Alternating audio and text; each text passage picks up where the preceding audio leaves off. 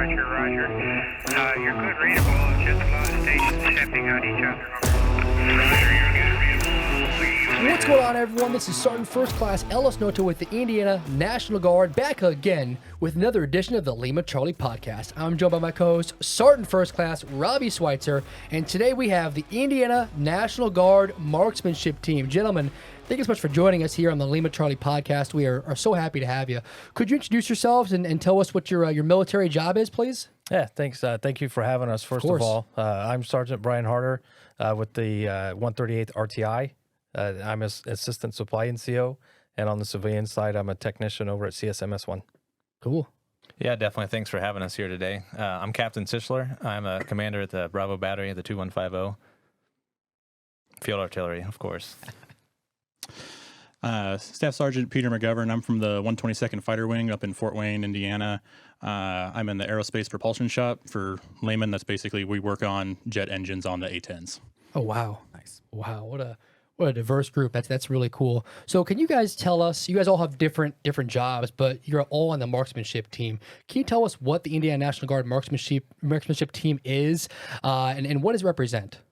So, yeah, I'd love to start with just kind of like you mentioned, there's no specific MOS title. It's open to everybody. It's open to any MOS. It's open to enlisted officer, warrant officer, male, female. It really doesn't matter.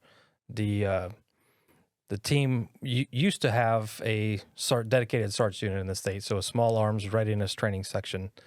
We no longer have that, but we still do run the team. Myself and Captain Teuschler are the state marksmanship coordinators, so we run the clinics and the tag match, and from there develop a team to go on and shoot bigger competitions. Wow. So.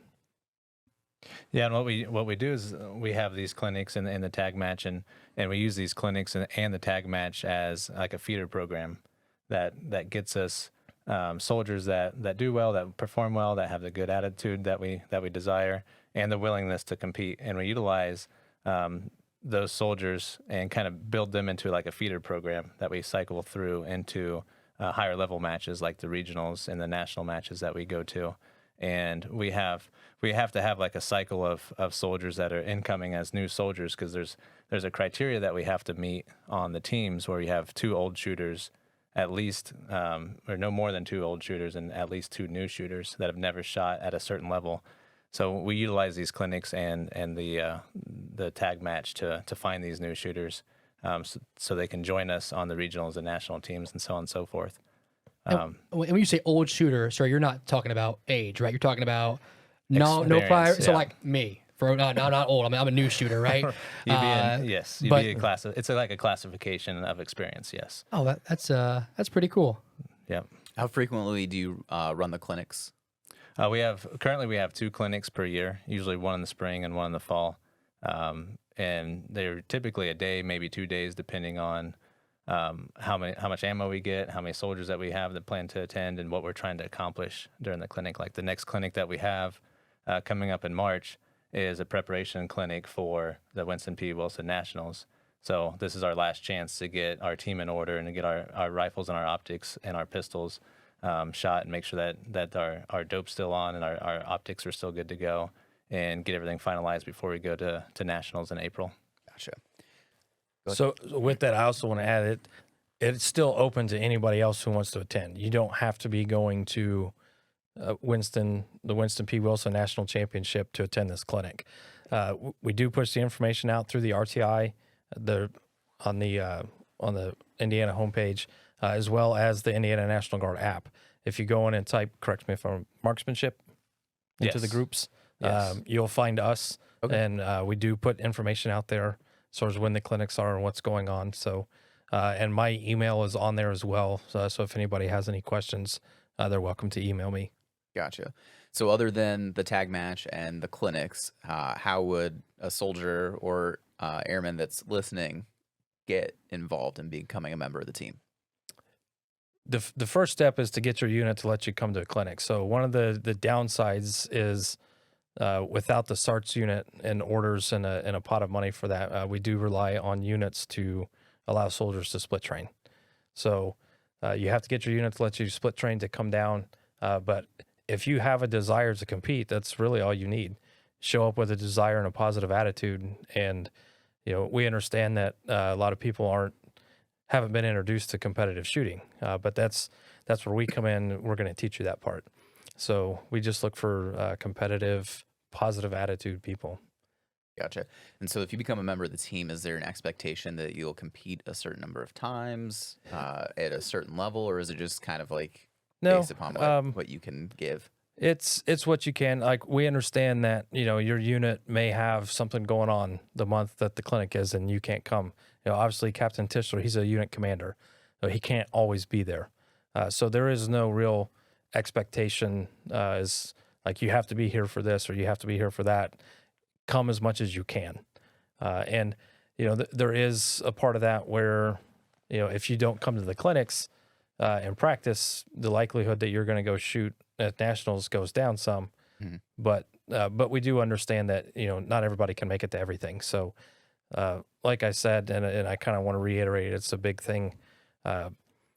You don't have to be like the world's top shooter to want to come out and do this.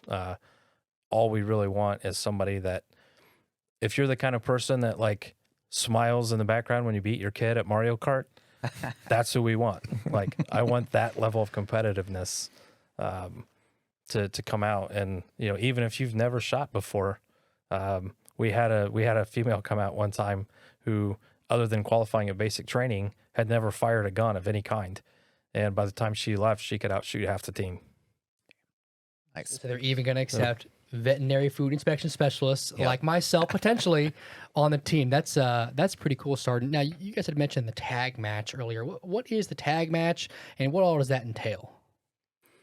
The tag match is a state match. It's a state level competition for everybody in the state that can attend. Obviously, you have to go through your units to get approval and fill out a packet and all that stuff. Sure. And ideally, you would have a team from your unit of 4. It's not necessarily a requirement currently to have a team of 4. You can come as individuals. But it's basically a state-level match where we have a day or two of matches, pistol and rifle. Combat matches is what they're considered. There's different types of matches. They're called like Special Zero. There's a EIC rifle match, a EIC pistol match, which EIC is excellence in competition. And that's a whole other thing we can get into a little bit later. It's a recognized match on the national level that everybody shoots exactly the same no matter what. There's a standard to that match, and it's been in existence for decades now. But it's a Friday, Saturday, Sunday type of usually in the fall. I think this year we're going to bump it up to August due to some scheduling and whatnot to try and have that 3-day match in August. And it's 3 days of coming out and shooting rifle and pistol in a combat match type of scenario. And is there anything you want to add, McGovern? Yeah, definitely talk about how to get involved from the air side, because it is a little different than how we do it. Yeah, I think something we can work on is maybe pushing a little more to the air side, because it is hard to find out about that when it's pushed from the RTI on the Army side. Maybe bridge that gap of communication there a little bit more and stuff.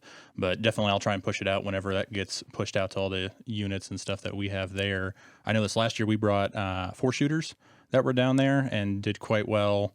One of our guys got first place in pistol, and that hopefully we'll double that this next year and bring down 8 shooters. I know that was a goal from our command chief on base, that he wanted to bring 2 teams this coming year.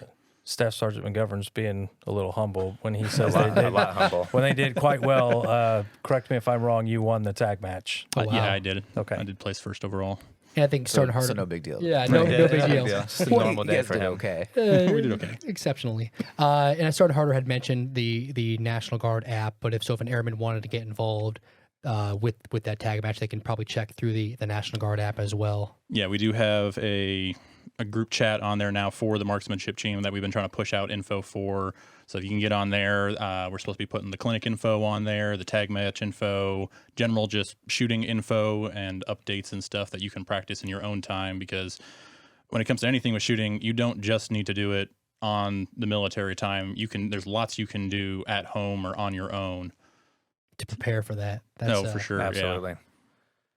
So we all know how the qualification goes, where you have a day or two of trying to do your rifle qual. Yeah. And that doesn't necessarily directly translate to these competitive matches that we go to, the tag match and so on and so forth. However, the new qual standard actually is more similar to the combat matches that we do in terms of reloading on your own, changing body positions on your own, and engaging targets at different distances, of course.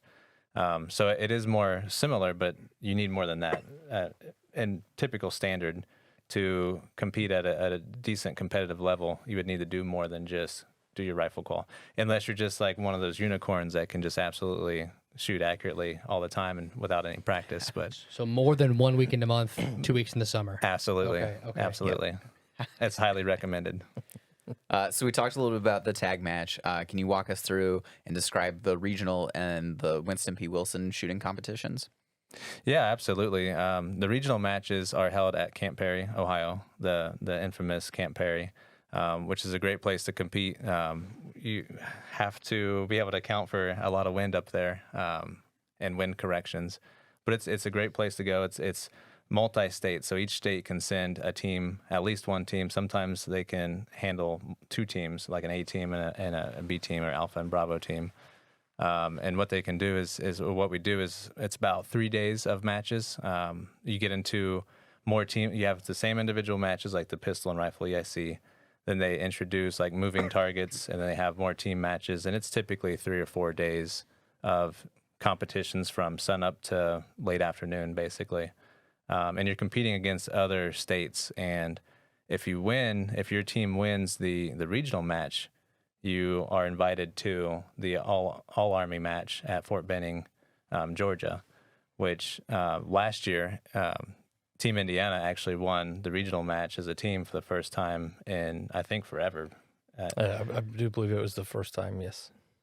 So we were invited to the all Army match down Fort Benning, which was a phenomenal experience. McGovern and I got to go, and that was a full week of matches all day, every day, basically sun up to sundown, and we're competing against everybody in the nation, active duty side included. Okay. The National Guard took 14 teams, I believe it was. That sounds about right, yeah. We took 14 teams as the National Guard across the country, and there's 42 teams total from National Guard and active duty. And funny enough, the National Guardsmen were the top 12 teams out of those 42. And I'm going to plug us here again real quick, is Team Indiana placed second overall in the rifle match. Yeah, it's actually, we brought a little prop to kind of show that off a little bit. Nice. So we finished second overall in the rifle matches, which was a phenomenal accomplishment for us. And we had some other accolades. Sergeant Questenberry, he won an individual match. I think I got third in a couple matches, maybe. I think just one, actually. And we had a phenomenal team match. I don't recall what that match was specifically called. The infantry team match, I believe. The infantry team match. I believe that's what that And was. we had a stellar performance with that, too, which I think we finished second overall by just a few points, I think. So we almost won that one as well, which was phenomenal for us, coming from a program that's just basically getting restarted, so to speak, and we're competing against these teams like North Dakota and California that have an established program, and they have like a SARTS program, and they really put a lot of focus on their marksmanship and their marksmanship teams.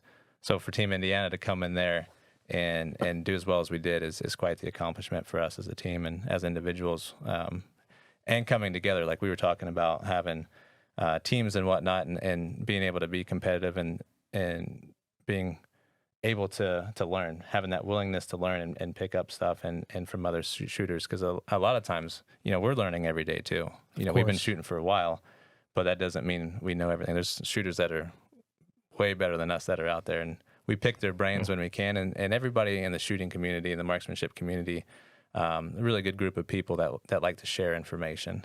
So you could ask any of us anytime about different tips or helpful hints or whatnot, and we want to share that information. Everybody in the community seems to want to share that information as well. Even the best of the best will sit down with you and talk about different techniques and different body positioning and whatnot to help you improve as a shooter. They're not hoarding their knowledge so they can continue to be the best. Absolutely, because this is the overall goal is to improve the Army's lethality, right, and our marksmanship abilities.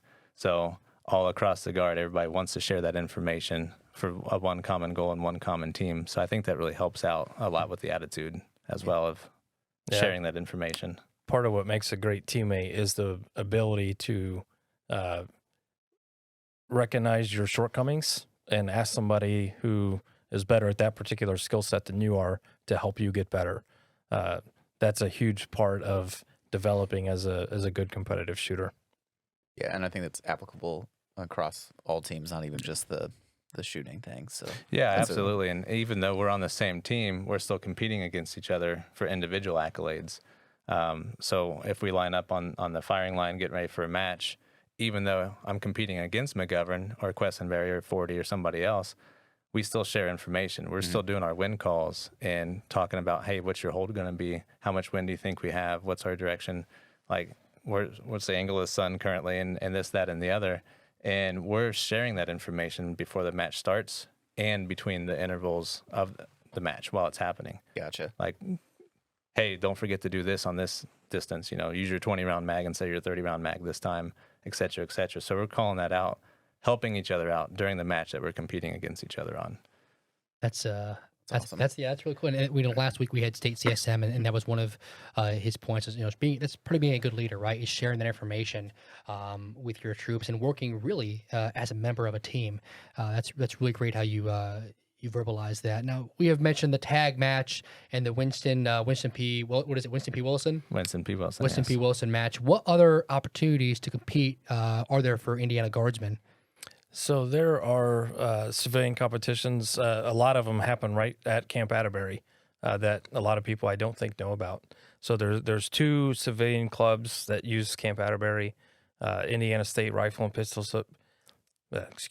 Indiana State Rifle and Pistol Association and Central Indiana High Power Rifle Shooters Association. So both of those groups shoot service rifle matches, long range matches at Camp Atterbury. Any given weekend from April to September, there's likely a match going on at Atterbury. Wow. So there's a lot of opportunity there. There's, of course, other local clubs, where you live. A lot of 4-H programs, out there have stuff for your kids, and that's a good way to get involved too. Indoor ranges have leagues and steel challenges and anything else. I know both of these guys have come out and shot some of the stuff at Camp Atterbury, and I shoot at Camp Atterbury all the time. So, yeah, there's a multi-gun league in Indiana, which I haven't competed in a couple of years and plan to do so this summer. But there's a multi-gun series that travels to different locations throughout Indiana. There's US PSA. There's tons of matches for that throughout Indiana as well. So you just kind of, in conservation clubs, and Sergeant Harder hit on 4-H. That's how I started shooting. Besides being a hunter my entire life, is my dad and my sister actually.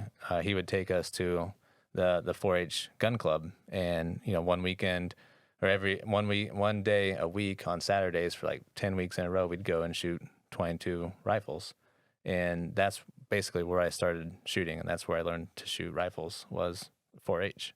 That's awesome. And now you're getting paid for it, sir. Yes, partially. You guys are all getting paid to shoot. One of the roles you have is being paid to shoot. And you had mentioned Camp Atterbury.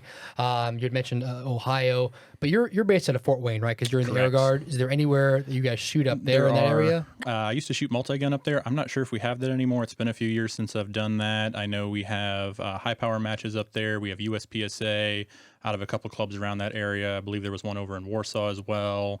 There's a IPSC, I believe that started up by an indoor range by me in Fort Wayne. So there's a lot of opportunities up in that area, and they're well spread out through the whole state as far as I know. Just kind of got to look in your area, or sure, in case you might have to drive 45 minutes an hour to get somewhere, but they're a lot of fun. Sergeant Harder, before the episode started, before we started, recording, you had mentioned that you're going to South Africa for an international competition. Is that correct? So it is true. And I wanted to mention, so along with you shoot the tag match, the regional match, and then Winston P. Wilson, which is the national championship in Arkansas. That's where you can get invitations to shoot with the All Guard team. So if you go down to Winston P. Wilson and you shoot really well for a few years, they'll ask you to come try out to be a member of the All Guard team. Wow. And they have a service rifle division, multi-gun division, combat team. So there's a lot of facets to what you can do with the All Guard team. And of course, it's all paid for. And that's really where my personal competitive shooting kind of catapulted. So I started dabbling in a little long range shooting on my own, and eventually wound up on the U.S. national team, which got the attention of the All Guard team. And they then invited me to come out and shoot with them some, which I spent in 2020. I spent, I think, almost 75 days on orders shooting. That's awesome. So, Wow. there are opportunities beyond the Indiana National Guard to get paid to shoot, and take it as far as you're willing to put the effort into. So, And one great thing about that is the clinics and the tag match. You have to split train and state funded, basically, if you will. But once you start going to regionals and national matches and so on and so forth, the National Guard Marksmanship Training Center will start funding that. So it's a separate set of orders. So you don't have to lose your training time. You have limited number of weekends and ATs days to be able to train throughout the year with your unit. So the funding for regionals and nationals comes from a separate pot, which allows us to still be able to train with our units, but still go out for a week or week and a half at a time to these matches. Yeah. And so it's funded separately, which is great for the units. And I bet you as a commander, that's a little bit more appetizing for you. Than absolutely. Just as long as my schedules don't conflict, then I'm good to go in that scenario. That's awesome. So earlier when you were talking about the team and the training and the clinics and all that, you had mentioned that obviously you need to do more than just the 2 clinics a year, the 1 weekend a month style shooting, right? Yes. So I'm going to go out on a limb and assume that all 3 of you shoot on your own, your free time. What's that like? What's that look like for you? So for me, the majority of it is training the long range stuff for the national team. So I still go out and do a lot of the 100-yard stuff. Just make sure I have a good zero, working on the fundamentals, and a lot of it's the mental side. I can do a lot of training at home in my living room without actually firing a shot. So mentally going through some things in your head, dry firing, that type of stuff is what I do in my spare time. And there's a great book out there if you really want to see the amount of training you can actually accomplish at home. The book is called With Winning in Mind by Lanny Basham. And he went from dry firing in his living room to an Olympic gold medal. Oh, wow. So Wow. I'll let you, if anybody wants to read the book, I'll leave the details to that. But so, you don't have to be on the range 24/7 to be a great shooter. What are some of the fundamentals that you guys would recommend for someone that wants to become a great shooter? I mean, what are some a few tips you would recommend to someone like me? I know I showed you a picture of my qualification earlier today. Right. I qualified, but what are something you'd recommend for someone listening to this that wants to become a better shooter? Just a few things. Well, the fundamentals are paramount, right? I mean, they're essential, and that's why they're called the fundamentals. They're the basis of what you do when you want to be an accurate marksman. So any fundamental that you can focus on and practice on in your living room, like everything he said in terms of what he does on the civilian side, is essentially what I do as well. I don't get to shoot every weekend. I don't get to shoot every day. I take those free time. You mentioned free time. That's limited. I don't know how much free time you have, but there's no such thing in my world. So it's almost like you have to force yourself, whether it's an hour, whether it's 5 minutes, whether it's an afternoon, you have to force yourself to get out there and at least do dry fires, make your weapon safe and go down in your basement and practice drawing from the holster and doing trigger presses and just kind of getting those repetitions in. That way, when you get on the firing line and the horn sounds, you're not freaking out and trying to find your pistol in your holster. You know exactly where that's at because you've been dry firing multiple times. And a lot of times, ranges, long distance ranges in Indiana are limited. So it's almost like you're forced to 25, 50, or 100-yard ranges, and you can do a lot of good work at 100 yards and in. You just have to aim small and miss small, right? You have to have smaller targets. Bring your own targets, make your own targets. I make my own targets out of recycled paper, cereal boxes. Funny enough, I'll cut the cardboard out of a cereal box and just staple that up, and I'll draw my target on there, depending on what I'm trying to shoot and what I'm trying to do and the distances that I'm engaging that target at. So, in terms of your question about fundamentals is, body position, including everything from your head to your toes. Every aspect of your body position will make a difference on how well you can engage your target. Same thing as doing trigger squeezes, trigger presses, trigger pulls, whatever you want to call them.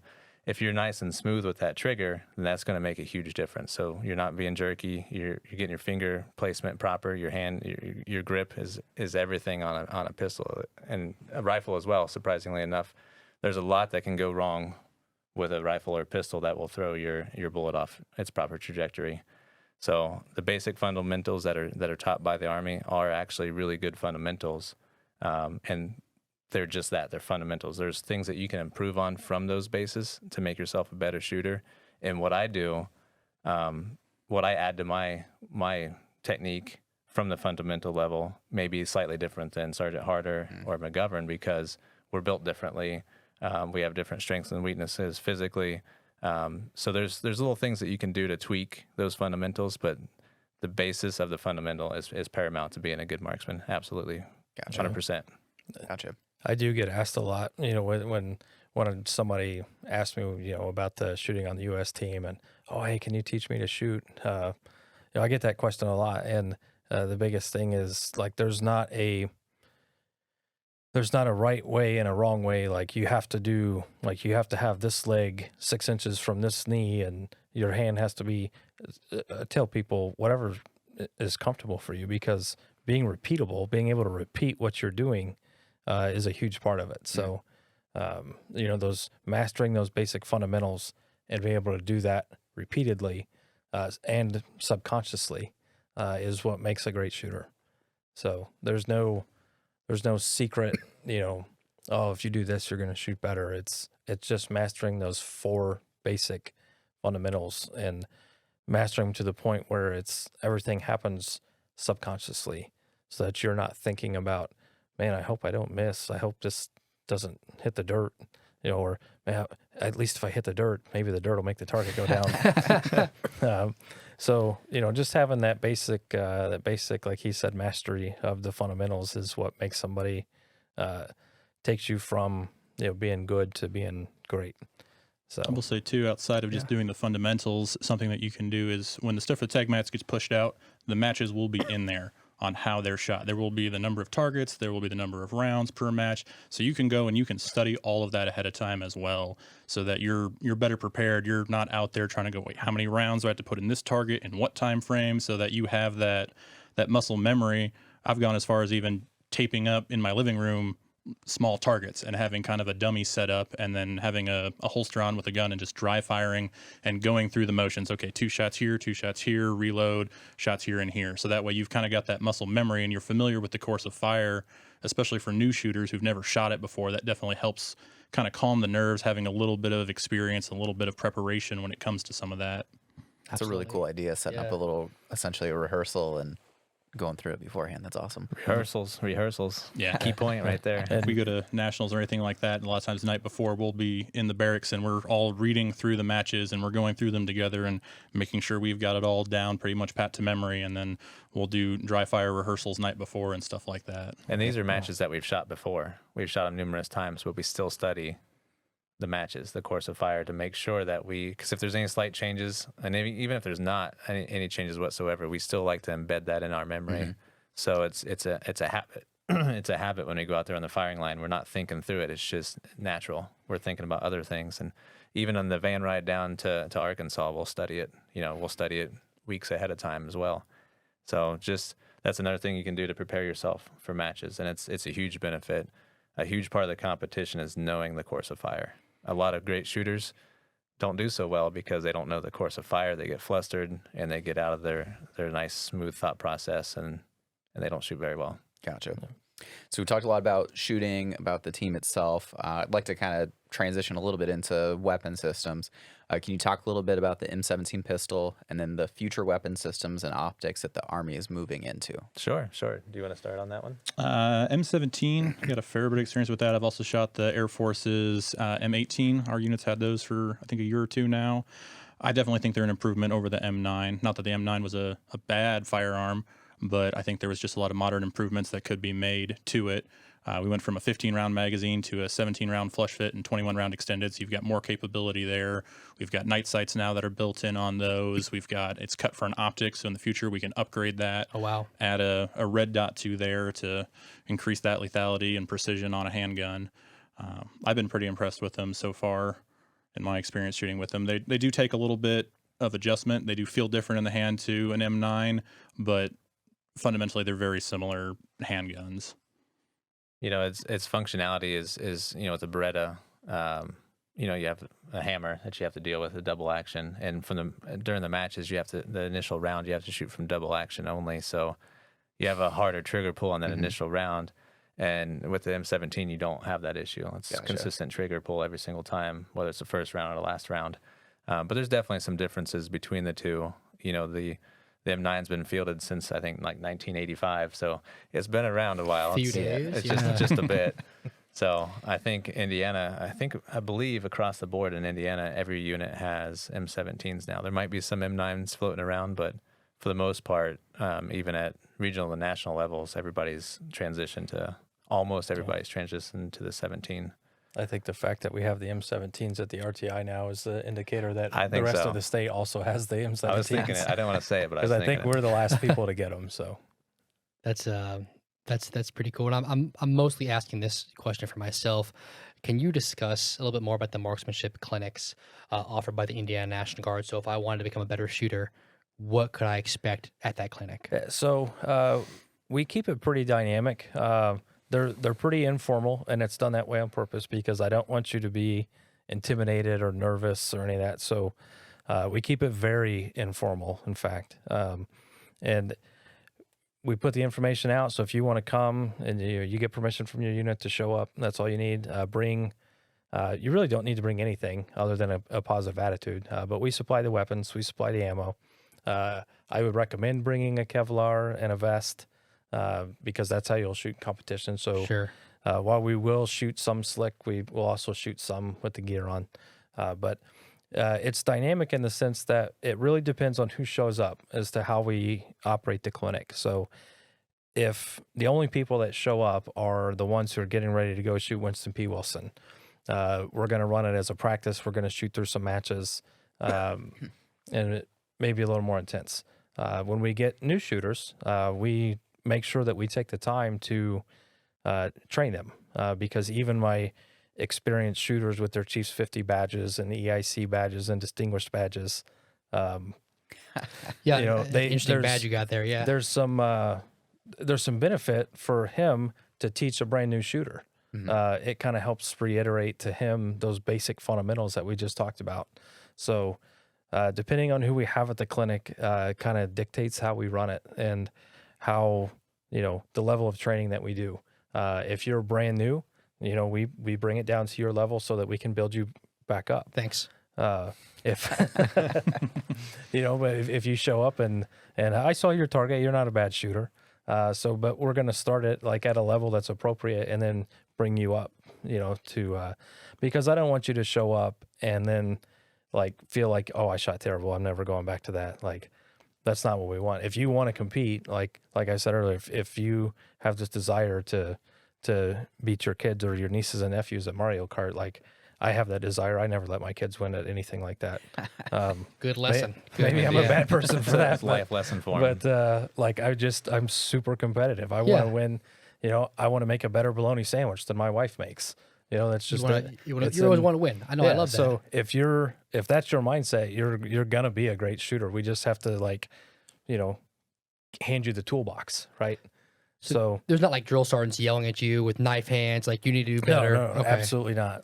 There's it's probably one of the more informal things you'll ever see in the Army. Even though we typically have a captain or somebody out there, it's very laid back. We don't put a lot into, obviously, we all respect the customs and courtesies. Sure.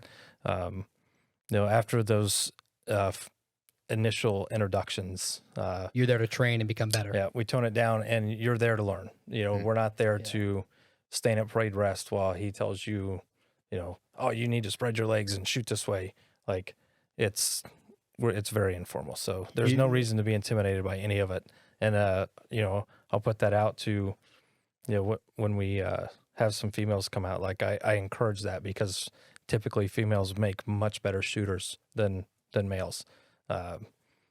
So we can all, I don't know if it's an ego thing or that they just don't have bad habits, or we all know that women listen better than men. But This is true. We've had some come out, and like I said, some come out that had no experience, and they leave being able to outshoot half the team. So, and it's not MOS restricted, not No. rank restricted, not No. gender restricted, nothing like that. I will say it is rank restricted in the fact that you cannot be a CW5 or a general officer. Oh, for the So- 3 of them that okay. Sorry, General Lyles, but So you may have mentioned earlier, and I might not have been, totally tuned in whenever you said it. How long is the clinic? we try to shoot all day. Okay. Is it Typically, just a single day? we try to do 2 days. Okay. But again, it depends on the amount of people we have come out. Okay. If we need to run 2 days, we will. Some of it is dependent on the amount of ammunition we get. Sometimes we need 2 days to get through all of the ammunition. Sometimes we get through it pretty early. It just depends, and it goes. It's the more people we get come to the clinic, the more ammo we get for the following year. So it's kind of a roller coaster how much we have. Gotcha. Do you want to mention e-targets at all? Oh yeah. So What is an e-target? Sounds fancy. It is fancy. It is, Very fancy. and I'm. This is going to be kind of like a project that I hopefully can leave the Army and hang my hat on and say I did that. But an e-target uses. You may have seen them in basic training where you shoot and it kind of shows you like where your shot landed. Yeah. So those have like progressed to the point where they're easily end user capable. Like I have a personal one at my house that I go set up when I shoot, and it uses Wi-Fi. You set up these microphones around your target, and you shoot the target, and then your phone tells you exactly where you hit it. That's nifty. And it's accurate to within a millimeter at 1,000 yards or beyond. Wow. So we use them in the civilian competition all the time, and we have some at the RTI that we will use during the clinics. So when you shoot, you'll see them. It makes you don't have to have anybody downrange. So you set these things up, and then you can just sit there and shoot all day long, and you never have to go back downrange to change the target out, because you just clear it on the screen, and then the next guy can go, and you can save it. And the target gives you all kinds of information about your group size, your average velocities, things like that. So we're hoping that we get more in the future to the point where we can run the entire tag match on them, which will mean that we can run a lot more matches if we get that system working, because it cuts the personnel and the time by like 3. Wow. That's awesome. That's pretty fancy. So, That's a huge improvement to time efficiency and cost, because once you get those targets and you get them set up, you don't have to get additional people on orders to come run targets, and you don't have to switch out. If you only have shooters at these matches, half the shooters are running the targets and the other half are shooting, then you have to switch, then you have to replace the targets. You replace the paper, you staple them up, then during the matches you have to drop the targets down, fix them, and send them back up as fresh targets. With an e-target, you use one target the entire time, and it could be riddled full of holes. That doesn't matter, because the e-target senses your most recent shot and where it placed. So you have one set of targets that you never have to touch besides set up and tear down. Right. Wow, that's so cool. awesome. That's really cool. Yeah. So getting more people through the clinic and through the tag match would be a huge victory in that aspect of things. That's awesome.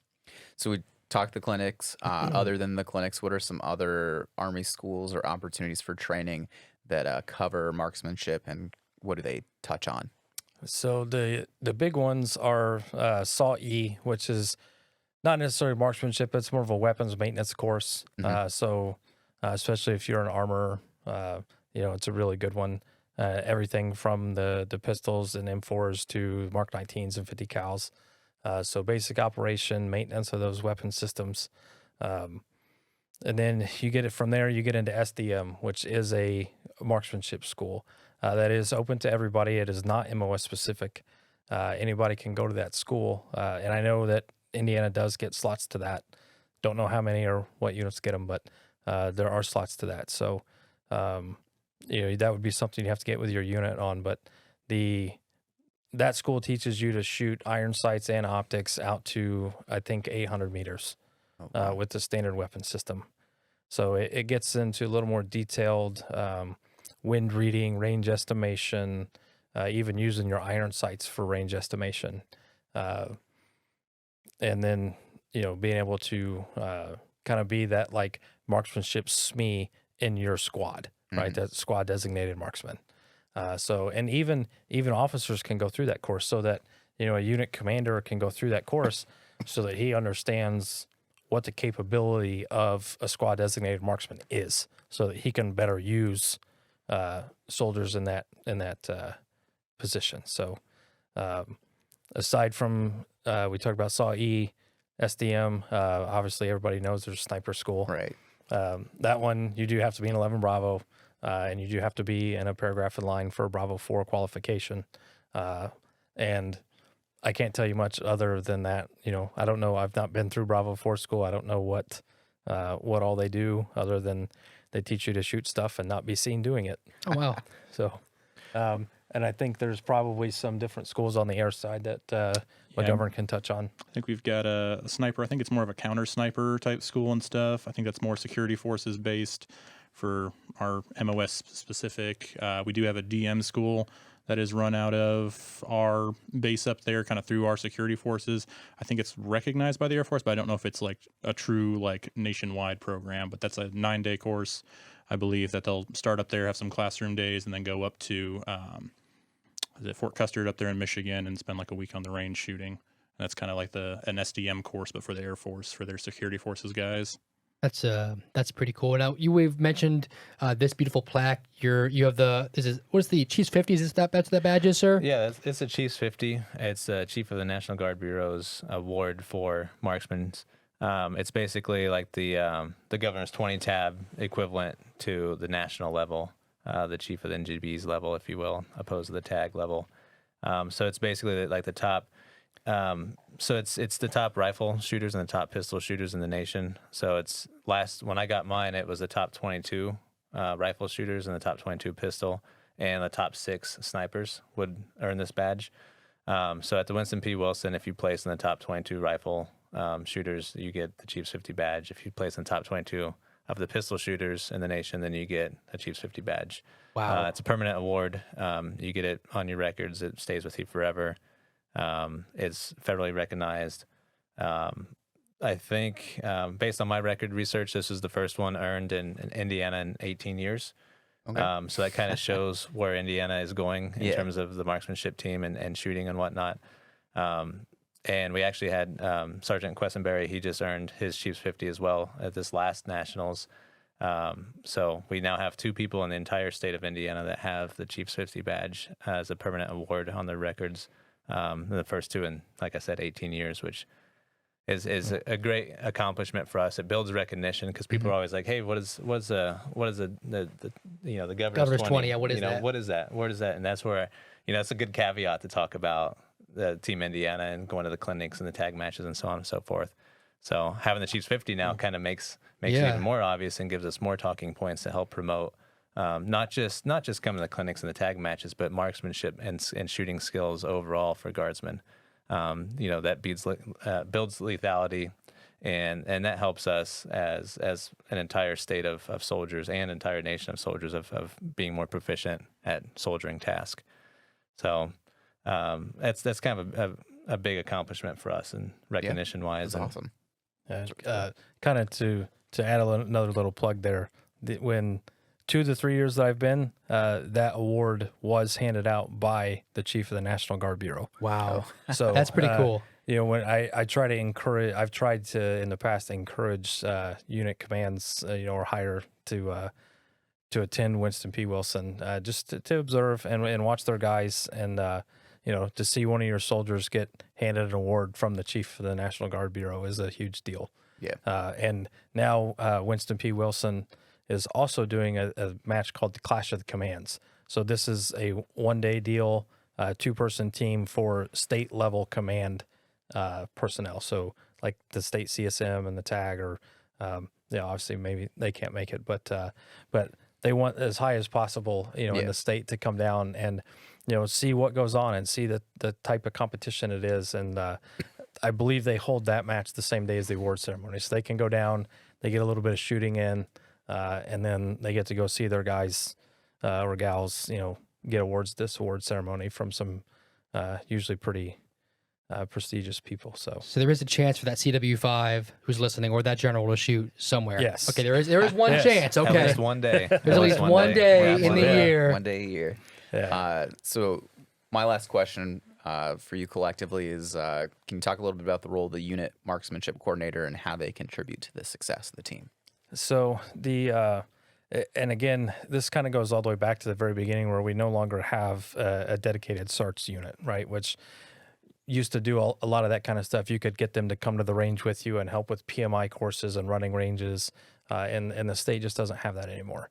So one of the things we've tried to do over the last several years with Captain Teuschler and myself, now we are officially the state marksmanship coordinators, OIC at NCOIC. But we want to push out to unit marksmanship coordinator, hey, even at your qualifications, making sure you're getting good PMI in and not telling your soldiers just go poke a hole in a target when you shoot Alt C. Yeah, that's a big pet peeve of mine.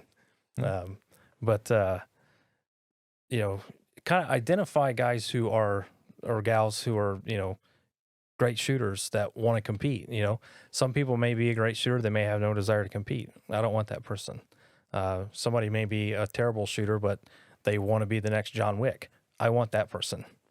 I want them to come out. So, and a big thing with the tag match is, the unit marksmanship coordinator at their level, or a battalion marksmanship coordinator at their level, should be able to identify who the competent, competitive shooters are. Somebody that can handle the weapon is a big one, because we have had some people come out, and a lot of enlisted soldiers never get a chance to shoot a pistol, but we do shoot pistols at the tag match. So it needs to be somebody that's competent, and that's kind of the unit marksmanship coordinator's job, is to identify who's going to come to the match and give them the information they need to be successful. And then they can get with us anytime to ask, what they need to study.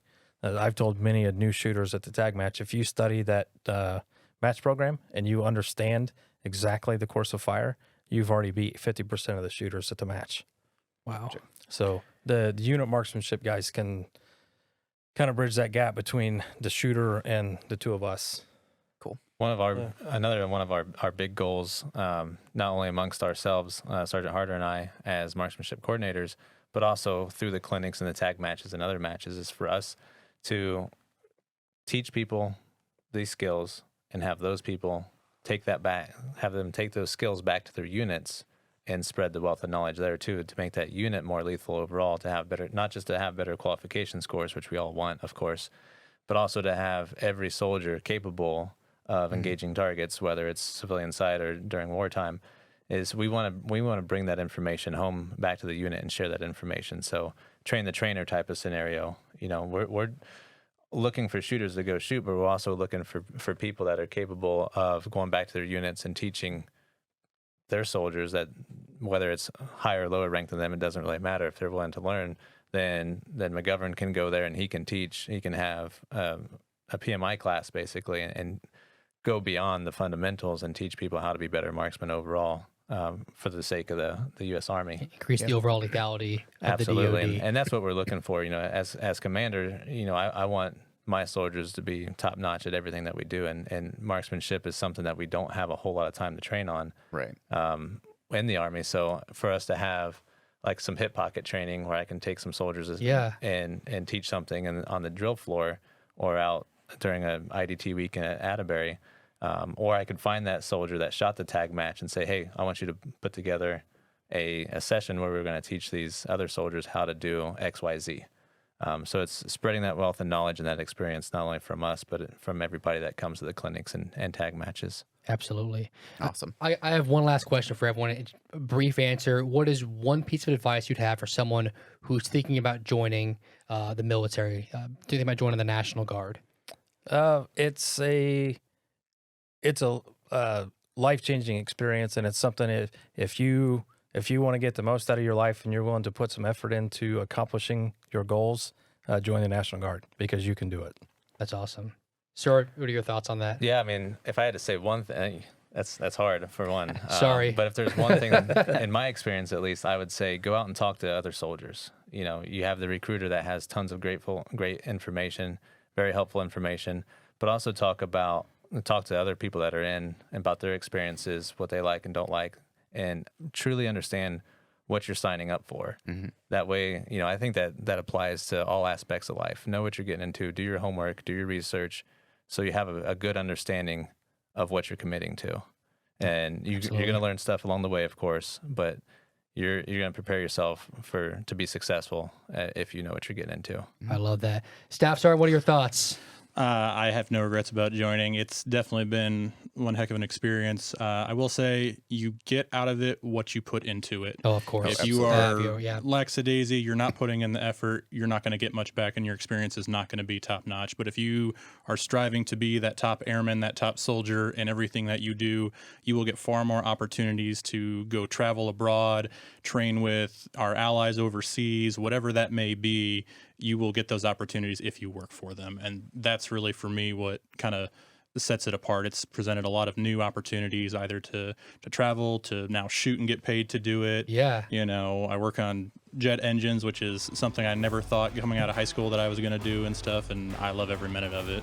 That's awesome. That's a fantastic answer. Yeah. Well, gentlemen, thank you so much for coming on the podcast. We definitely appreciate you sharing your expertise with the Indiana National Guard. Thank you guys so much. Yeah, thanks for having us. Lima Charlie out. Stations shipping on each other.